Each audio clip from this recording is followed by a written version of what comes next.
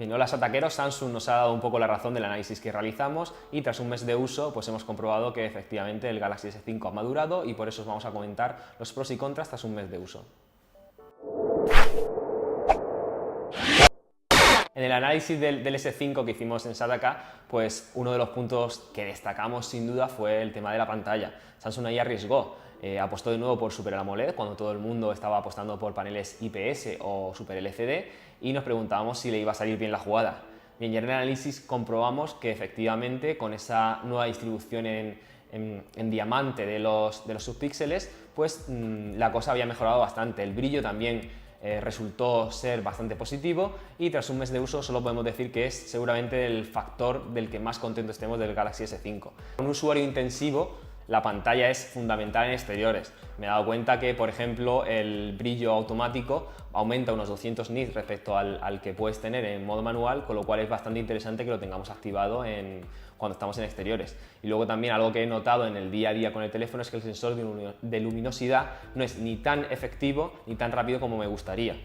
Muchas veces entramos a una sala a oscuras y le cuesta mucho bajar el brillo, o algo que me molesta mucho más es que estoy en exteriores y tarda 2 o 3 o incluso más segundos en activar el brillo automático y subirme el brillo para visualizar. Si yo quiero en un momento ver una notificación, tener que esperarlo me resulta bastante fastidioso. De hecho, la mayoría de veces cuando estoy en exteriores, a pesar de que el brillo automático es mayor que en el manual, lo tengo puesto en manual para no tener que depender del sensor de luminosidad.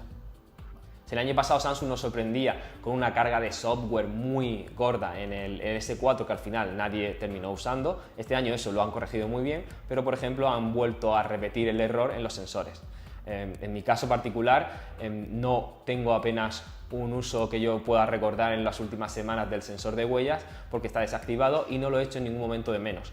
Cuando lo activo no me termina de funcionar del todo bien y es por eso por lo que no le doy uso. El otro sensor que también me parece absurdo que Samsung haya mantenido en el S5, que lo haya colocado, es el de pulso.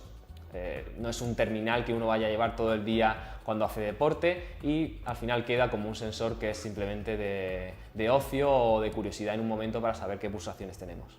Algo que sí me tiene fascinado desde el primer momento que cogí el S5 y que cada día uso más con el paso de los días es el tema de la resistencia. Ahí me parece que Samsung ha acertado completamente. El terminal, a pesar de que me parezca todavía un poquito grande y quizás no termine de estar bien aprovechado el espacio para la pantalla, lo que sí sin duda es un acierto en la resistencia porque permite, pues tanto cuando estás con niños o en la cocina o simplemente ser un poco más descuidado con el terminal.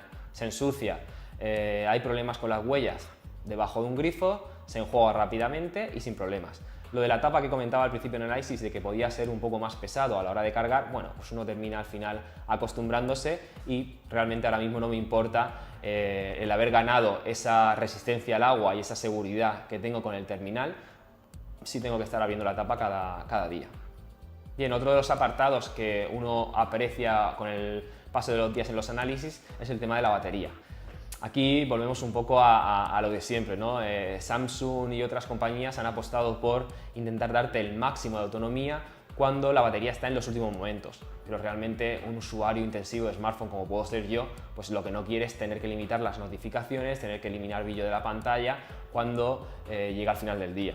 Las 2800 mAh de la batería del S5 pues se nos antojan bastante justos para llegar al día y creo que el tema de que haya sido una batería extraíble puede ser de bastante utilidad para quien tenga una de repuesto o en este caso, como hago yo, tiro de una batería externa. Seguramente una de las críticas más fuertes que se le ha hecho al S5 y a toda su familia es el tema del acabado. Bueno, pues en el día a día ya os puedo decir por mi experiencia que uno no lo echa de menos. Es cierto que uno tiene un One o tiene un Z2 con ese cristal o ese metal que aprecia bastante en el tacto y que incluso te puede hacer una unión más sentimental con el terminal, ¿vale? Pero al final lo que yo busco en un terminal es que me sea funcional y el S5 a mí me lo parece. ¿Por qué? Pues porque ese uso de plástico me va a permitir que una sensación de mayor resistencia del terminal y luego por otro lado un peso que me gusta bastante. Otro apartado muy importante en un smartphone hoy en día es la cámara. Para mí realmente es clave, es fundamental. Es un teléfono que no tenga un enfoque rápido, un teléfono que no me dé un resultado satisfactorio la mayoría del tiempo, no lo voy a considerar nunca como un smartphone adecuado para mí. El S5 en el análisis me gustó precisamente eso, que seguía un poco la filosofía de Apple, es decir, es un terminal en el que apuntar y disparar estaba muy logrado. ¿Por qué? Pues porque el enfoque era muy rápido, el disparo también tardaba poco tiempo y las opciones eran bastante aceptables. En el día a día, ¿qué me ha parecido? Bueno, pues realmente la cámara me ha empezado a decepcionar un poco, sobre todo con escenas de mucha luz. Ahí, por ejemplo, lo que yo recomiendo es tirar siempre con el modo HDR automático de Samsung, que creo que es de todos los terminales del mercado el que más lo borda. Por lo demás, buenos primeros planos y sobre todo la rapidez y fiabilidad que me da la cámara.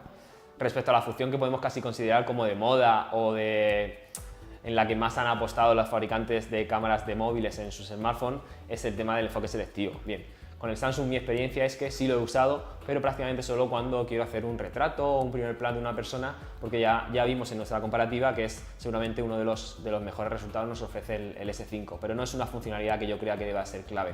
Más vale que solucione problemas con la luz y no haya que usar el HDR a tener un enfoque de este tipo.